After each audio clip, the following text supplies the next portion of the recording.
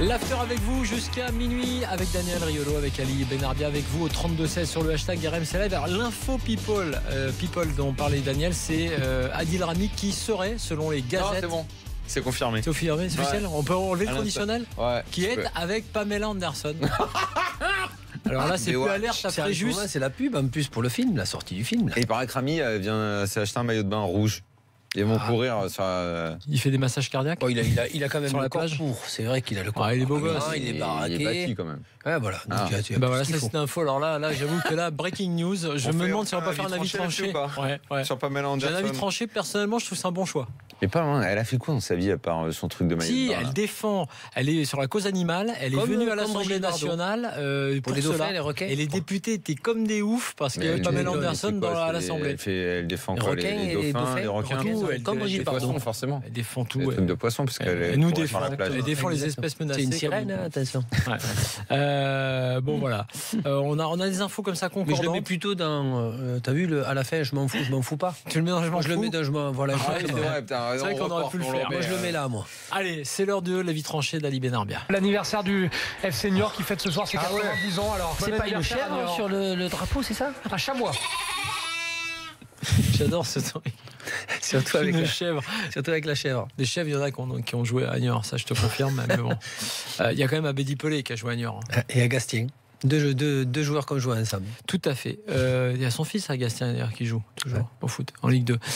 Ali, tu voulais nous parler des jeunes joueurs français et pas des jeunes dont on parle de 21, 22 qu'on voit jouer déjà en pro, mais des jeunes de 12, 13, 14, 15 ans qui sont pillés. Dans les grandes villes comme Marseille, comme Paris, comme Lyon, où maintenant il y a une multitude de personnes, scouts, agents de joueurs, sous-agents, intermédiaires, qui sont à la recherche de jeunes joueurs entre 11 ans, même de 11 ans jusqu'à l'âge de 16 ans, dans pratiquement tous les clubs de la banlieue parisienne.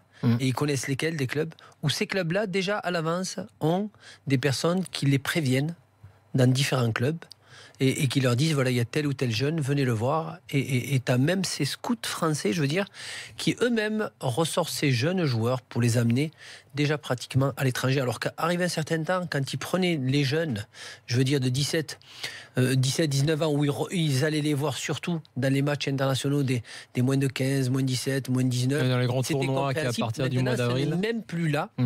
Ils vont les voir en ce moment. Tu as dans la région parisienne, tu sais, les fameux tournois de fin de saison. Absolument. Et là, tu as une multitude de personnes qui les récupèrent. C'est phénoménal. Qui de suite, dès là, vont les récupérer, vont aller voir les familles. Là, récemment, un petit jeune là, que j'ai vu, là, qui est dans les, je crois, U11 du côté de Clichy et qui a déjà été récupéré par Rennes, un U11, dans un très très petit club de Clichy. Et ils sont en train de récupérer toutes ces générations, et c'est les étrangers. Et ce qui est assez bizarre, c'est que nous, en France, à la rigueur, on ne va pas voir les petits jeunes en Espagne ou en Allemagne ou en Angleterre pour les récupérer, loin de là. On essaie déjà de travailler à ce qu'on a. Et là, tu as cette multitude des clubs étrangers qui ont des scouts, par contre français et non pas étrangers, qui sont déjà en France et qui ont aussi des sous-scouts entourés d'intermédiaires. Et c'est une ramification totale qui se fait. Et à la base, surtout pour l'argent. Et c'est une multitude de jeunes qu'on leur fait croire beaucoup de choses, surtout à l'âge de 11 ans, je suis désolé. Un jeune à l'âge de 17 ans, je ne dis pas qu'il est mature, mais avec la famille et ce qu'il peut voir, c'est une chose. Mais à 11 ans, tu as tellement de choses qui peuvent arriver. Plus 13 que 11, hein, Ali. Il commence à 11 ans déjà, Daniel. Ça y est, maintenant, ils ont descendu. Au début, on disait 15. Après, c'est descendu à 12, 13. Maintenant, c'est déjà U11. Et déjà, à U11, ils les bloquent déjà pour les bloquer pendant une saison et les récupérer. Mais là, et encore plus, c'est beaucoup de clubs étrangers. Déjà, ils n'ont pas le droit de les faire signer avant un certain âge. Ouais. C'est des contrats de non-sollicitation. Voilà. Exactement, qui donnent déjà l'argent aux parents. Oui, mais ce qu'il faut, ton expression, je le dis toujours, cette expression me plaît jamais quand on parle de pillage. Si tu me permets, l'expression est mal choisie. Moi, j'ai dit. J'ai pas dit de pillage. Comme tu as dit pillage. C'est vrai que c'est nous qui avons utilisé. Je veux dire qu'il y a une ramification pour ce qu'ils mettent dans la tête de ces jeunes. C'est surtout ça, et aux familles. Au final, ça plaît à tout le monde. Tout le monde est content. Dans le sens où les familles des gamins, et le gamin est content parce que évidemment il a le rêve de grandeur et il a l'ascenseur social. Ce sont souvent des jeunes qui viennent de milieux où il n'y a pas beaucoup d'argent. Mais moi j'ai peur qu'à 11 ans, c'est trop tôt. Daniel. C'est ce que j'ai peur. Évidemment que c'est trop tôt parce que tu ne peux 15, jamais, ça va, mais parce que pas tu ne peux 11 ans. jamais promettre une vraie carrière à ces gamins-là parce que tu sais jamais ce qui peut se passer et la façon dont, l'évolution dont de le l'enfant. corps va évoluer et l'évolution de l'enfant plus globalement. Donc, oui, évidemment. Qu'est-ce qu'on peut dire par rapport à ton avis ? On peut regretter ça. Et en même temps, à partir du moment où les mecs sont consentants, et les parents surtout, c'est le problème maintenant. Ce qui n'était pas le cas qui avant. se font offrir une bagnole ou une maison ou un appart pour qu'en gros le gamin reste au chaud. Je te donne un exemple, Daniel. Avant, les parents n'allaient pas tout le temps voir leurs enfants à l'entraînement et au match. Ne les suivaient pas spécialement. C'était je donne au club, oh ben c'est bon. Je me débarrasse. Parce que là maintenant, ils sentent qu'ils ont le mec qui fait chauffer la marmite. Ah non, mais c'est impressionnant. Ils sont là, non. Ils mettent la pression à l'entraînement. Les mamans et les papas aux petits jeunes de 11 ans parce que ça y est, il y a cette vision de il faut que. Et c'est pour ça qu'ils les suivent même dans les matchs, même dans les tournois. Tu vas maintenant dans un tournoi en dehors de Paris. Ils les poussent à mort parce qu'ils savent que c'est là qu'est le débouché. Il faut qu'ils réussissent. Alors après, toi, tu soulignes aussi un autre fait, c'est que ces très jeunes se retrouvent aussi très souvent vers des clubs étrangers ou en tout cas bloqués par des clubs étrangers. Alors, il y a un contre-exemple quand même. Là, je pense à ça, puisqu'on parlait de l'attractivité de certains clubs. Mboula, pas Mboula, Mboula, le jeune qui vient de signer à Monaco, c'est un jeune qui vient de la Masia du centre de formation de Barcelone. C'est le seul. Et qui vient en France, en l'occurrence à Monaco. Non, mais c'est un signe parce que je trouve que Monaco, pour ça, avec ce qu'ils font avec leurs jeunes en équipe première, bossent bien que la plupart de nos clubs et qui font jouer les jeunes en équipe première. Parce qu'au PSG, en gros, je caricature, les jeunes se barrent du PSG parce qu'ils voient qu'ils auront peu de chances d'accéder à l'équipe première. Et les jeunes vont à Monaco comme Mboula parce qu'ils pensent qu'ils vont pouvoir faire comme Mbappé et s'illustrer en équipe première. En gros. Il a 18 ans. Il a 18 ans, donc oui, c'est pas pareil. Je te donne un exemple. Est-ce qu'un jeune va se dire « Ah oui, c'est bien, à Lyon, ils font jouer les jeunes, je vais y aller ». Non, parce qu'ils ne font pas jouer les jeunes à Lyon. Il faut arrêter de dire qu'ils font jouer les jeunes à Lyon. Lyon a fait jouer les jeunes au moment où il y avait ce grand stade, il n'y avait plus d'argent. Et c'est là qu'ils se sont rendus compte, en fait, qu'ils avaient des jeunes de qualité. Ce qui est dommage, alors que tu as un centre de formation d'État. Et à Lyon, je peux le dire, il y a énormément de très bons jeunes. La France produit tellement de joueurs. Aujourd'hui, pourquoi la France ? C'est ça qui est assez bizarre. Parce qu'on est une population qui produit énormément de footeux. Il y a plein de gamins qui jouent au foot et qui voient dans le foot un débouché.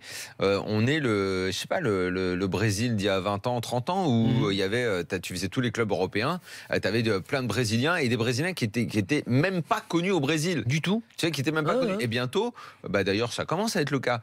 Tu tournes dans des clubs en Europe et tu dis, tiens, il y a un Français. Mais c'est qui ce Français ? Personne ne le connaît. Puis après, on revient, on remonte la filière et puis on se dit putain, il était dans ce club, mais alors les mecs n'ont pas été capables de le garder, c'est pour ça qu'il s'est barré. Ce qui peut arriver, c'est souvent un faux procès. Exactement. Parce que le gamin est trop jeune, parce qu'il y a une telle quantité que le mec à ce moment-là a pas vu ou parce que les parents de toute façon ont déjà fait en sorte que le gamin pas là. Tu prends l'exemple de Fekir. Souvent on fait des faux procès là-dessus d'ailleurs. Fekir n'a peut-être pas fait d'effort à un moment où la formation, ils lui ont dit non, allez c'est bon. On va retourner, le mec il se retrouve à aller à un petit club à Villeurbanne ou je sais pas où. D'un coup il est avec les potes, il s'éclate, il se rejoue et puis il revient. Et là, la deuxième chance, par contre, il ne fait pas la même erreur. Et ça, tu as beaucoup de joueurs qui ont fait des filières où ils se retrouvaient à faire plusieurs divisions d'Angleterre et se retrouver d'un coup en première chip où là ils éclatent, ils explosent et on dit on l'a manqué. C'est pas que tu l'as manqué. Mais d'ailleurs ce sujet-là, c'est que le joueur à ce moment-là n'a pas fait ce qu'il fallait. Mais d'ailleurs ce sujet, on l'a déjà eu sur d'autres joueurs. Tu sais les fameux joueurs qui reviennent dans des clubs comme Distin revient au PSG à une époque. On disait c'est incroyable, mais moi qui connais bien Distin, il disait mais attendez, moi quand je suis parti du PSG, c'est que j'étais pas assez bon et assez sérieux. J'avais pas le niveau. Alors que les autres et je l'ai gagné après en me battant comme un chien dans d'autres clubs et puis je me suis révélé. Mais j'ai grandi, j'ai été plus intelligent, plus courageux, plus travailleur. Mais dis encore plus. À ce moment-là, Distin, quand il joue peut-être au PSG, c'est que le PSG de ce moment-là, c'était du lourd. Il pouvait pas. Il revient après, c'est plus léger. Si Distin, il revient maintenant, au moment où Thiago Silva, Marquinhos, automatiquement, c'est refermé. C'est comme l'OM à un certain temps. Si Bielsa reprend l'OM de la saison là où Passy l'a pris là avec l'équipe qu'il y avait et Bielsa prend cette équipe là à ce moment là avec une équipe très moyenne, peut-être qu'il n'aurait pas fait le même travail qu'il l'a fait au moment où il récupère cette équipe là. C'est clair. Mais ça devient, et je le regarde parce que je le vois dans la région parisienne de plus en plus, je regarde, c'est phénoménal. C'est un phénomène qui est normal maintenant. Tant mieux pour ces gamins si ça leur fait un débouché. Et pour ces familles si aussi. Pour eux il y a une sorte personne n'a fait une fois un sujet sur tous ces déchets total, où on te donne l'exemple de Zidane, on te donne l'exemple des joueurs qui réussissent à un niveau impressionnant. Mais qu'on donne un pourcentage des déchets et qu'on pose des questions à ceux qui étaient très bons, mais et qui ont basculé. Mais d'ailleurs, totalement. tu découvres un truc incroyable, tu découvres des joueurs qui ont commencé leur carrière à l'étranger. Par exemple, c'est-à-dire qu'en fait, comme il y a des tas de scouts, comme tu le disais, tu vois des joueurs, là, je vois des joueurs revenir, par exemple, en Ligue 2, là, en ce moment, qui ont 30 ans. Puis quand tu regardes leur carrière, tu vois que le premier club, c'était Watford, par exemple. Tu dis, comment c'est possible? Mais en fait, le gars, il était scouté déjà, repéré, et il a joué très jeune, tout de suite à l'étranger. Dans le journal, je crois que c'était hier ou aujourd'hui, hein, j'avais vu, où on disait que la formation s'était améliorée sur le jeu, tout ce qu'on avait réclamé pendant des années sur l'émission. C'est dans l'équipe, hein. Et Jean-Claude Gentini qui expliquait ça d'ailleurs.